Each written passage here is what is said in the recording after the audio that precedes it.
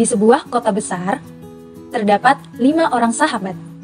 Sari, Budi, Cinta, Dina, dan Egi yang sering nongkrong sepulang dari sekolah.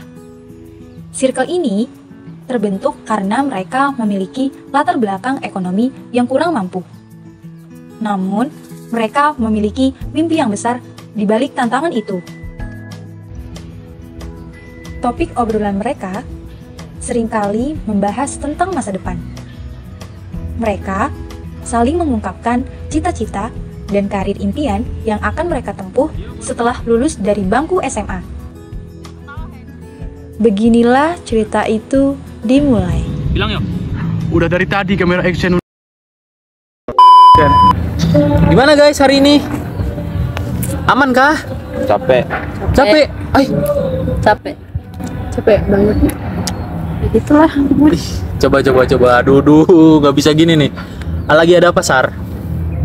Lemes banget, Sar. Gue lagi pesimis.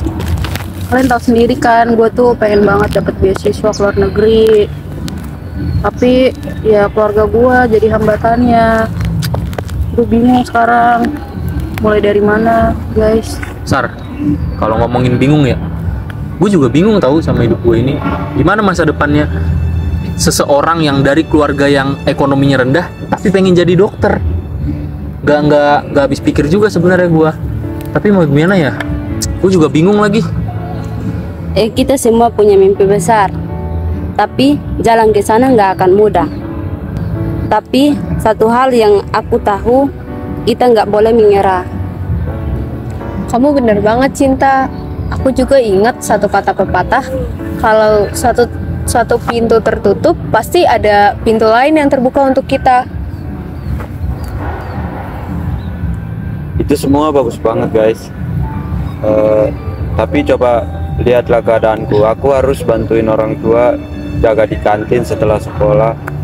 Aku hampir gak ada waktu buat belajar. Gimana ya caranya biar aku bisa belajar dan bersaing seperti teman-teman yang lain? Lu jangan pesimis dulu, Gi. Soalnya gue tuh pernah lihat kayak programmer gitu ya, kayak di media sosial kan. Dia tuh kayak pagi, siang, sore, malam sama kayak bantuin orang tua. Tapi dia malamnya tuh belajar coding gitu tentang programmer. Kan lu juga bisa malamnya belajar coding atau enggak lihat-lihat media sosial. Nah, kalau dia bisa, lu juga pasti bisa, Gi. Makanya jangan pesimis dulu. Bener, Gi. Gue juga pernah kok denger cerita serupa kayak seorang yang dari biasa aja kan, Ci, jadi seseorang yang sukses kan. Iya. Nah, gue percaya kalau itu juga bakal terjadi di lu. Pokoknya apapun hambatan yang kita hadapi di depan, kita harus bisa selesain bagaimana caranya. Iya, kadang kita fokus sama kesulitan kita, tapi lupa bahwa justru pengalaman kita yang keras inilah yang bikin kita lebih kuat. Kalian bener banget, guys. Tapi kita juga harus realistis dalam hal-hal kecil. Contohnya kamu, Sari. Kamu dari sekarang bisa kok cari-cari beasiswa. Kamu juga, Budi. Kamu bisa kerja paruh waktu buat tambah-tambahan untuk kamu kuliah nanti. Kamu juga, Egi. Kamu dari sekarang udah bisa mulai cari kursus online, kursus coding gitu. Tapi bener juga sih, Din, yang lu bilang. Gue sekarang gak mau deh fokus sama hambatan-hambatan yang bikin gue tuh kayak stuck di situ-situ aja. Gue pokoknya harus fokus sama peluang-peluang. Banyak sekarang peluang-peluang beasiswa. Sekarang gue pokoknya mau nyari beasiswa di luar sana. Pokoknya banyak lah peluang. Pokoknya gue gak mau stuck di situ-situ aja. Makasih ya guys sudah bikin aku semangat lagi. Mulai dari sekarang aku bakalan belajar coding walaupun waktunya cuman sedikit. Oke. Pokoknya guys, kita semua di sini harus semangat. Oke? Apapun hambatan yang ada di depan kita jalanin masing-masing. Pokoknya kita sama-sama di sini dan di masa depan juga kita sama-sama sukses. Setuju teman-teman? Setuju. Ambil dulu tangan kita.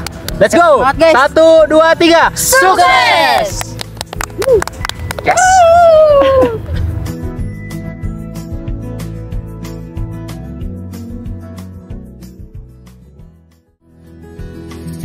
Bulan demi bulan berlalu, dan masing-masing dari mereka mulai menapaki langkah pertama menuju impian. Sari, dengan penuh semangat, sibuk mencari informasi tentang beasiswa. Tak jarang, ia begadang demi menyiapkan berkas-berkas dan surat motivasi. Berharap, suatu hari, ia bisa kuliah kedokteran di universitas impiannya. Sementara itu, Budi bekerja paruh waktu sebagai ojek online.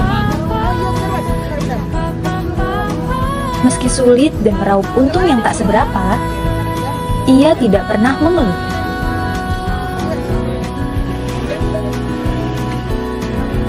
Egi, setelah selesai membantu orang tuanya berjualan, dengan tekun mendalami dunia pemrograman dan menghabiskan waktu belajar coding. Di sisi lain, Cinta semakin tekun mempelajari bisnis.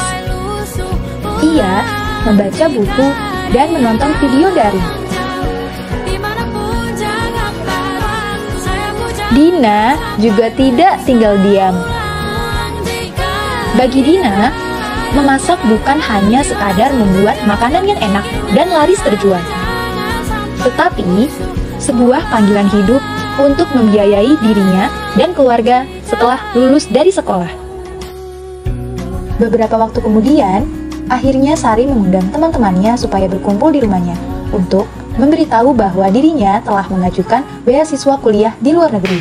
Makasih banyak ya guys, kalian udah ngumpul sini di rumah gua, udah dateng, effort banget kalian. Sama-sama. Sari. Kita kan ada yang kurang waktu. Si Budi mana? Si Budi. Banget Budi. Padahal kita udah janjian jam 2 kan. Tadi udah gue teleponin.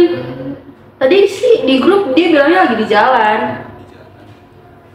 Kayaknya dia lagi kerja sih. Nah itu Budi, lama banget lu. Hai Budi. Lama banget ya lu.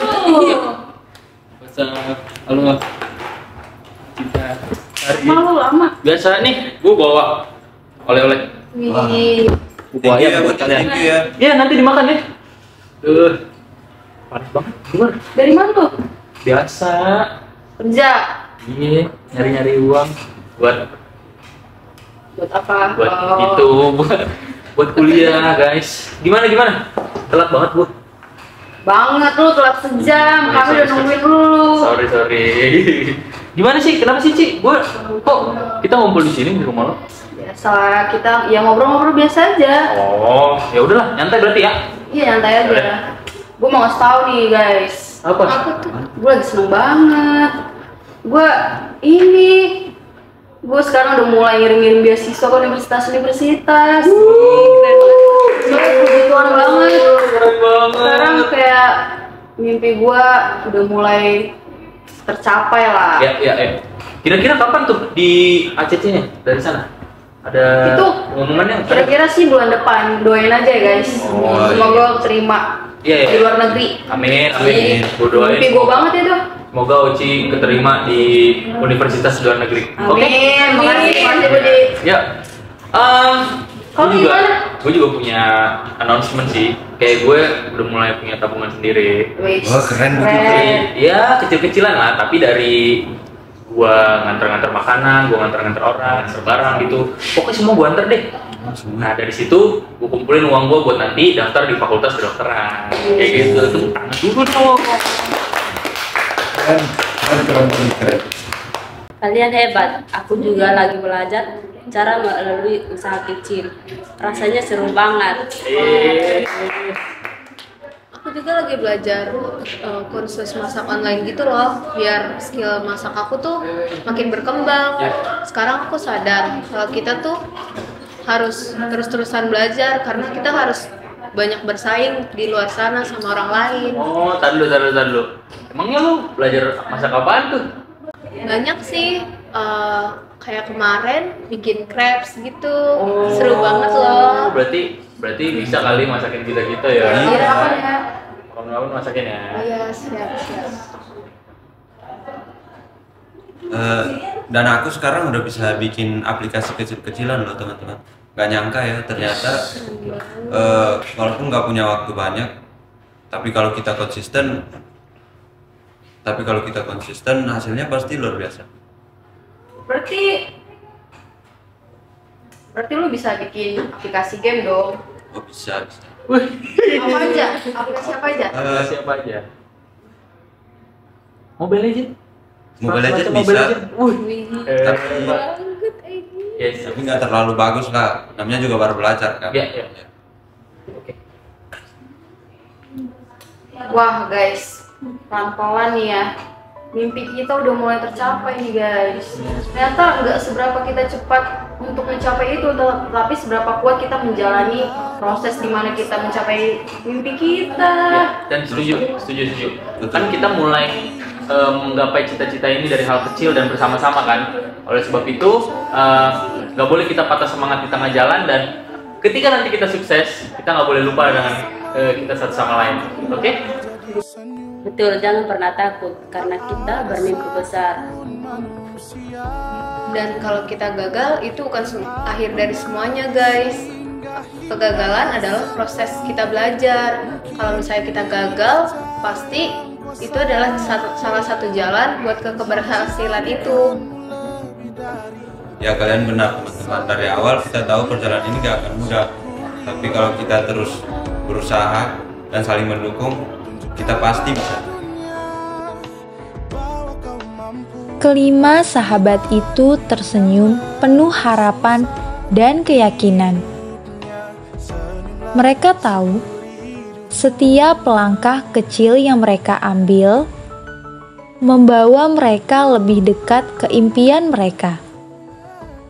Dan selama mereka tidak berhenti berjuang, mimpi-mimpi besar itu pasti akan tercapai. Cerita ini mengajarkan kita bahwa dengan tekad, dukungan dari teman-teman, dan keberanian untuk mencoba meski dalam keterbatasan, mimpi-mimpi besar bisa dicapai. Terima kasih sudah mengikuti perjalanan kami. Ini baru permulaan dari semuanya. Tapi percayalah bahwa kalian bisa mulai menggapai masa depan dari setiap hal kecil yang kamu lakukan di hari ini. Sampai bertemu di kisah selanjutnya. Nah.